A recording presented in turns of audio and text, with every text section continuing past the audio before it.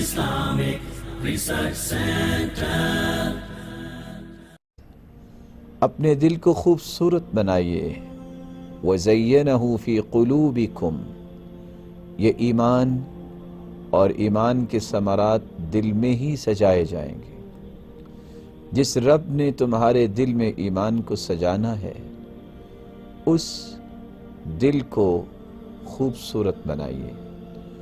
عبداللہ ابن مسعود رضی اللہ تعالی عنہ جب ان سے سوال کیا گیا کیف تستقبلون رمضان، آپ رمضان المبارک کا استقبال کیسے کرتے، تو عبداللہ ابن مسعود رضی اللہ تعالی عنہ کہنے لگے ما كان احدنا يتجرأ على استقبال ہلال رمضان، کوئی شخص بھی رمضان المبارک کا استقبال کرنے کی جرت نہ کرتا اس حالت میں وفی قلبہ ذرۃ حقد علی اخیہ، اس کے دل میں ذرہ برابر بھی کسی مسلمان کے بارے میں حسد، بغض، عداوت اور عصبیت کی آگ نہیں بھڑکتی تھی.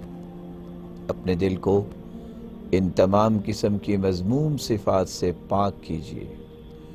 رب تعالیٰ نے اس لیے قرآن مجید میں اس بات کا تذکرہ کیا ہے ربنا اغفر لنا ولإخواننا الذين سبقونا بالإيمان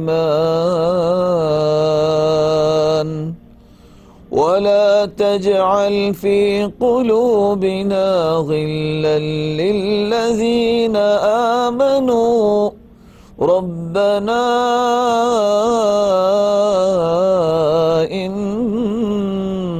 إنك رؤوف رحيم. ربنا اغفر لنا، دعا کیجئے اے اللہ ہمیں بھی معاف فرما، اے اللہ ہمارے ان بھائیوں کو بھی معاف فرما جو ہم سے پہلے اس دنیا میں موجود تھے اور اس وقت آپ کے پاس پہنچ چکے.